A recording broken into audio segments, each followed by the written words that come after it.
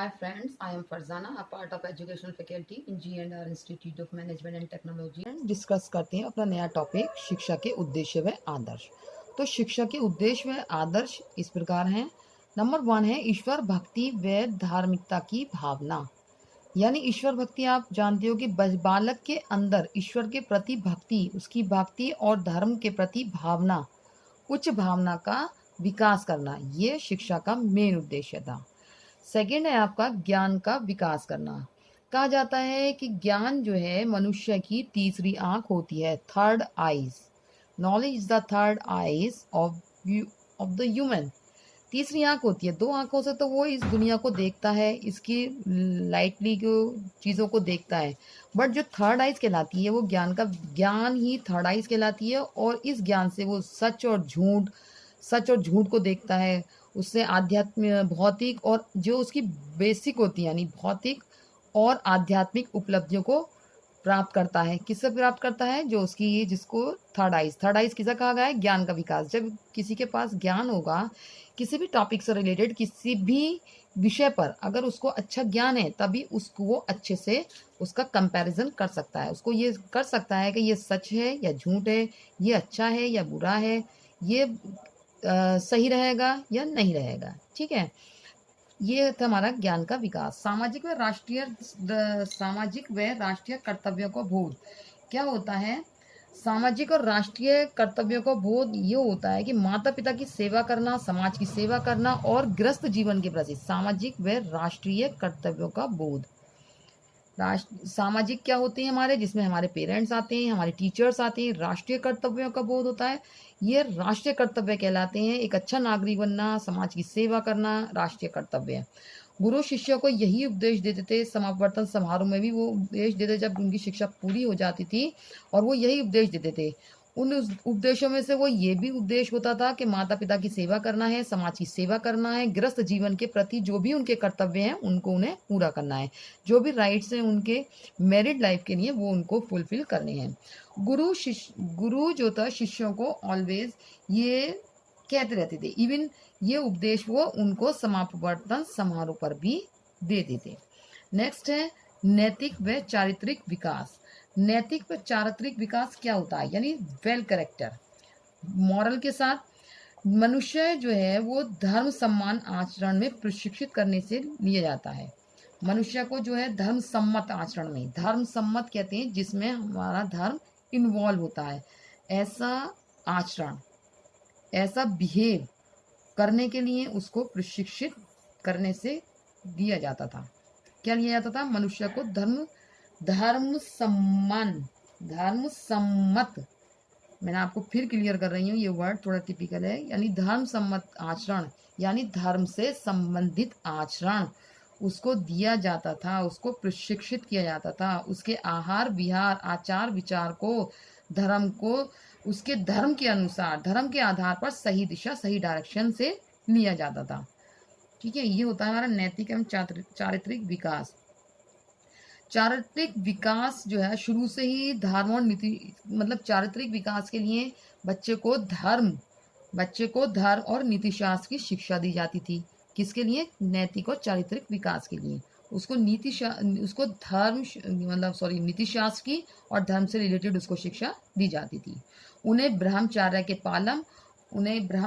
यानी आप समझते हो अनमैरिड लाइफ को, जैसे मतलब उनको मैरिज नहीं करनी है और एक सिर्फ भगवान के प्रति उनको अपना प्रेम रखना है या भगवान की भक्ति में ही लीन होना है, तो वो एक ऐसे जीवन को एक्सेप्ट करते थे।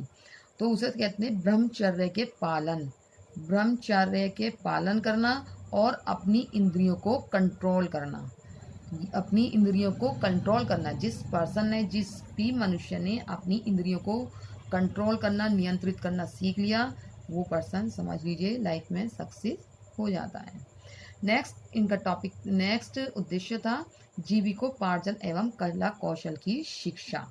यानी जिससे जीवन व्यतीत हो सकता था, ऐसी शिक्षा देना जिससे जीविकोपार्जन, यानी जीविका, हमें जीवित रहने के लिए खाना की ज़रूरत होती है। और खाना हमें कैसे मिलता है? खाना हमें मिलता है पैसे से। पैसा कहाँ से मिलता है? काम करने से। जब तक हम कोई वर्क नहीं करेंगे तो वहाँ पैसा नहीं मिलेगा। पैसा नहीं मिलेगा तो हम अपनी बेसिक नीड्स को पूरा नहीं कर पाएंगे। तो जीविकोपार्जन के लिए उनको ऐसे कौशल स्किलफुल बनाया जाता था, ऐसी शिक्षा दी जाती थी। जैसे कि युद्ध कौशल की मतलब ब्राह्मणों को जो है कर्मकांड का अध्ययन कराया जाता था। ब्राह्मण किस तरीके से होते हैं, पूजा करते हैं, पूजा पाठ करते हैं, उनको यज्ञ करते हैं, यज्ञ आराधना वगैरह करते हैं, ये सिखाया जाता था। नेक्स्ट क्या था, क्षत्रिय जो होती है, क्षत्रियों को शासन कार्य की शिक्षा दी जाती थी। किसकी? शासन कार्य की। और युद्ध कौशल की शिक्षा दी जाती थी। वैश्य जो होते थे, वैश्य को कृषि सिखाई जाती। वैश्य एक कास्ट होती है, वैश्य। वैश्यों को कृषि का प्रशिक्षण दिया जाता था। पशुपालन एवं व्यापार की। अब जो शूद्र होते थे, उसमें एक होते थे शूद्र, उनको किसी भी प्रकार की शिक्षा प्राप्त करने का अधिकार नहीं था। वो केवल सेवा करते थे और सेवा करने के लिए किसी स्पेशलाइजेशन डिग्री की या क्वालिफिकेशन की नीड नहीं होती है, वो उनको अपने परिवार से ही मिल जाती थी। ठीक है, करते हैं अब शिक्षण विधियां। तो वैदिक काल में शिक्षण की विधियां क्या थी? Methods, teaching methods. फर्स्ट थी अनुकरण एवं कंठस्थ विधि। अनुकरण एवं कंठस्थ विधि, जहाँ तक मैं समझती हूँ आप सभी लोग इसको जानते होंगे, लेकिन फिर भी मैं इसको बताना चाहूँगी। अनुकरण एवं कंठस्थ विधि होती थी कि जो गुरु होते थे वो वेद मंत्र जो होते थे उनको बोलते थे, यानी उनका प्रोनाउंसिएशन करते थे, उच्चारण करते थे, और स्टूडेंट्स थे उनके, वो उसको बार बार बोलते थे, यानी उसको उसका अनुकरण करते थे, उसको दोहराते थे। और ऐसा रिपीट वो तब तक करते थे जब तक वो उनको कंठस्थ यानी लर्न बाय हार्ट नहीं होती थी, तब तक वो इस प्रोसेस को कंटिन्यू करते थे। ठीक है, नेक्स्ट आते हैं हम व्याख्या एवं दृष्टांत विधि। व्याख्या एवं दृष्टांत विधि क्या थी? जो स्टूडेंट्स थे उनको ग्रामर का कोई भी नियम या वेद का कोई भी मंत्र लर्न कराने के बाद, यानी अच्छी तरह से जिसको बिना देखे सुना सकते थे, रटाने के बाद, कंठस्थ रटाने के बाद गुरु उसकी व्याख्या करते थे। जब स्टूडेंट उस मंत्र को रट लेते थे या व्याकरण का कोई नियम होता था उसको रट लेते थे, तो गुरु उसकी व्याख्या करते थे और उसका अर्थ बताते थे, उसके अर्थ को क्लियर करते थे। उसके लिए उसमें वो उपमा अलंकार, रूपक अलंकार, दृष्टांत का प्रयोग करते थे। यानी दृष्टांत कहते हैं किसी चीज को दिखाकर एग्जाम्पल देना, दृष्टांत का प्रयोग वो इसमें करते थे। नेक्स्ट है हमारा कथन प्रदर्शन व अभ्यास विधि। कथन प्रदर्शन क्या होता है? वैदिक काल में कृषि है, पशुपालन है, कला कौशल है, सैन्य शिक्षा है और आयुर्विज्ञान, ये जो थे ये क्रिया प्रधान विषय होते थे। यानी क्रिया प्रधान कहते हैं इसमें एक्टिविटीज करनी होती थी। ये वो विषय होते थे जो सिर्फ हम एक्टिविटीज से सीख सकते हैं। तो इसमें शिक्षा में स्टेटमेंट यानी जो कथन दिया जाता था, प्रदर्शन किया जाता था और अभ्यास विधि से ही ये कार्य पूरा किया जाता था। टीचर्स क्या करते थे? सबसे पहले इसकी एक मेथड बताते थे, फिर उसे मतलब जो भी कुछ वो मेथड स्टूडेंट्स को बताते थे वो उसको पहले खुद करके दिखाते थे, फिर स्टूडेंट्स उनको फॉलो करते थे, यानी उनका अनुकरण करते थे। किसमें? प्रदर्शन, कथन प्रदर्शन अभ्यास विधि में उसका वो अनुकरण करते थे। और अनुकरण करने के जब वो उनका अनुकरण कर लिया करते थे, बार बार प्रैक्टिस करते थे, तो क्या होता था, वो उसको इजीली उसमें एक्सपर्ट हो जाते थे। बार बार प्रैक्टिस करने के बाद कोई चीज़ होती है तो पर्सन जो है एक्सपर्ट हो जाते हैं। तो वो जब ऐसा होता तो टीचर उस चीज़ को खुद करके दिखाते थे, फिर बच्चा, उस बालक जो स्टूडेंट्स थे वो इसको फॉलो करते थे और फॉलो तब तक करते रहते थे जब तक वो उसमें परफेक्ट। चलिए अब हम चलते हैं नेक्स्ट नंबर 4, प्रश्नोत्तर एवं वाद विवाद विधि। प्रश्नोत्तर एवं वाद विवाद विधि क्या होती थी? प्रश्नोत्तर और वाद विधि में क्या होता था, गुरु उपदेश देते थे, व्याख्यान देते थे और स्टूडेंट्स जो थे उनको ध्यान से सुनते थे। और उत्तर वैदिक काल में शिष्य, यानी मैंने आपको पहले ही बताया था एक उत्तर वैदिक काल, प्रारंभिक काल और उत्तर वैदिक काल। तो उत्तर वैदिक काल में जो स्टूडेंट्स थे उनको जो भी डाउट्स होते थे वो उनको अपने टीचर्स के सामने रखते थे। किसमें? प्रश्नोत्तर एवं वाद विधि में वो उनको अपने सामने रखते थे और टीचर उनको उसका सॉल्यूशन कराते थे। लेकिन हायर एजुकेशन के लेवल पर अगर देखा जाए तो शिष्यों और गुरु के बीच वाद विवाद होता था।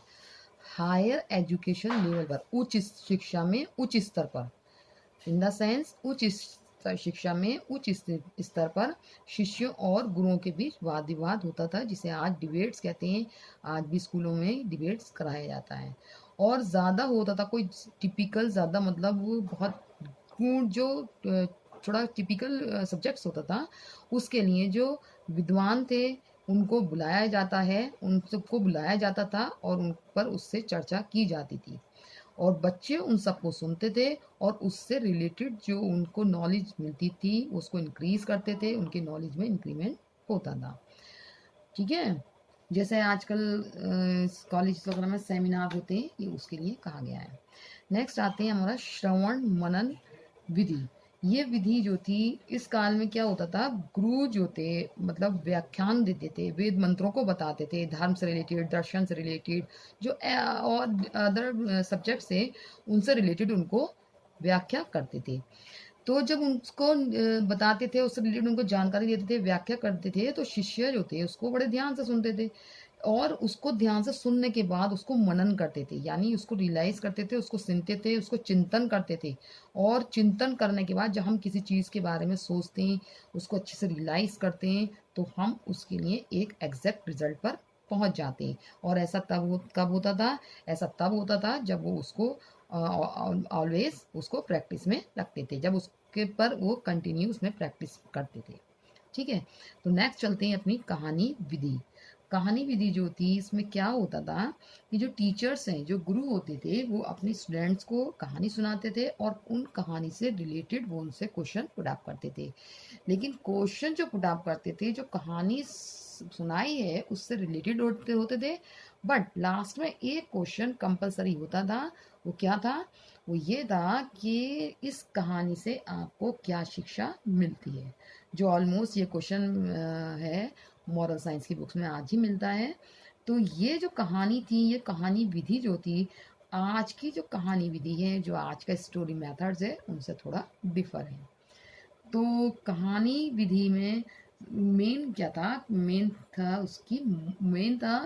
थी मॉरलिटी, यानी इस कहानी से हमने क्या सीखा, इससे हमें क्या सीखा।